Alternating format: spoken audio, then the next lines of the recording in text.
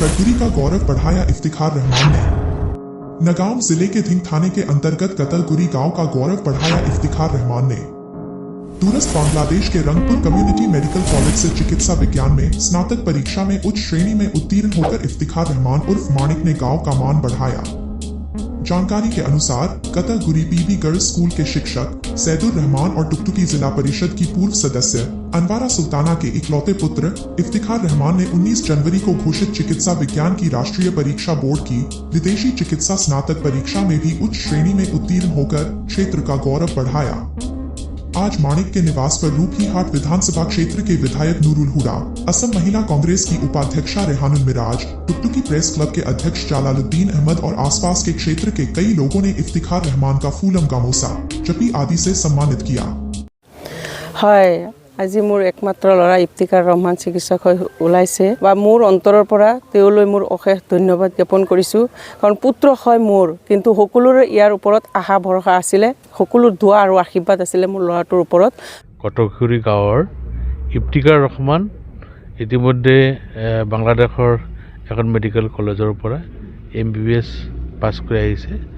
খুব ভালকৈ ৰিজাল্টটো কৰিছে আৰু আমি সুখ অনুভৱ কৰিছোঁ যে আমাৰ এই গাঁৱৰ মাজৰ পৰা গৈ এই ল'ৰাজনে সুখ্যাতিৰে MBBS পাছ কৰি আহি ৰাইজৰ সেৱা কৰাৰ যিটো মন মেলিছে, আমি আশা কৰোঁ যে বৃহত্তৰ অঞ্চলৰ এটা ডাঙৰ উপকাৰ হ'ব আৰু আমাৰ শিক্ষাৰ জগতত এটা আলোড়ন সৃষ্টি হ'ব।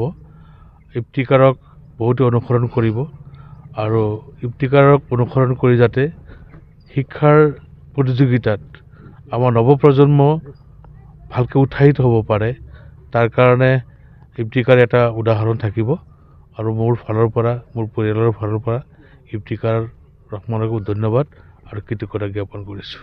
প্ৰথমতে মই অসমবাসী ৰাইজলৈ নতুন বছৰৰ শুভেচ্ছা জনাইছোঁ আৰু কটকগুৰি জিলা পৰিষদৰ প্ৰাক্তন সদস্য আনোৱাৰা সুলতানা বেগমৰ একমাত্ৰ সন্তান ইফতিকাৰ ৰহমান ডাঙৰীয়াই বাংলাদেশত মেডিকেল পঢ়ি তেওঁ MBBS ডক্টৰ হৈছে।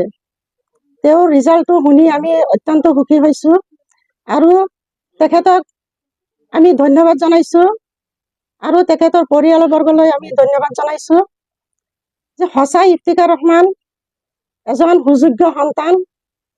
অকল কটকবাৰী গাঁও অঞ্চললৈ সন্মান কঢ়িয়াই অনা নাই, গোটেই অসমবাসী ৰাইজৰ হকে সন্মান কঢ়িয়াই আনিছে। এইটো আমাৰ এটা গৌৰৱৰ বিষয়।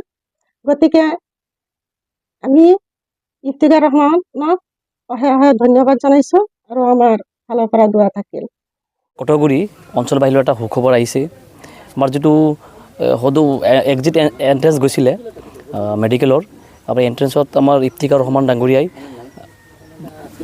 হেৰিক্ৰমে কৃতিত্ব লাভ কৰিছে, যাৰ কাৰণে আমি সকলোৱে এই অঞ্চলবাসীৰ হৈ পেলাই তেওঁলৈ আমি গৌৰৱ কৰি আছোঁ আৰু আমি আশাবাদী যেন আমাৰ এই গাঁও অঞ্চলৰ পৰা গাঁৱে ভূঞে বা চুকে কোণৰ পৰা বিভিন্ন ধৰণৰ এনেও আগে পিছে ডাক্তৰ ওলাই আহিছিলে, কিন্তু আমাৰ এইফালৰ পৰা এইবাৰ আমি প্ৰথম বাহিৰৰ পৰা অহাৰ পিছত এক্সিট এণ্ট্ৰেঞ্চ পাছ কৰি আমাৰ ইয়াৰ পৰা আমাৰ গাঁৱলৈ গৌৰৱ কৰি অনাৰ কাৰণে আমি সকলোৱেই তেওঁৰ উজ্জ্বল ভৱিষ্যত কামনা কৰিলোঁ আৰু আমি গাঁওবাসী হিচাপে তেওঁক লৈ গৌৰৱ কৰি আছোঁ। আমি আশা ৰাখিছোঁ এনেদৰে আৰু বিভিন্ন ধৰণৰ আমাৰ ল'ৰা ছোৱালীবিলাক বিভিন্ন ধৰণৰ শৈক্ষিক ক্ষেত্ৰত আগবাঢ়ি গৈ বাহিৰৰ পৰা আহি এনেকুৱা ধৰণৰ উজ্জ্বল হিচাপে আমাৰ গাঁওখনক আগবঢ়াই লৈ যাওক আৰু শিক্ষা ক্ষেত্ৰত আমি যাতে আমি আৰু আগুৱাই যাব পাৰোঁ, সেই অনুপ্ৰেৰণা আমাৰ সকলোৰে হওক, তাৰে আমি কামনা কৰিলোঁ। এয়াই ক'বলগীয়া আছিলে।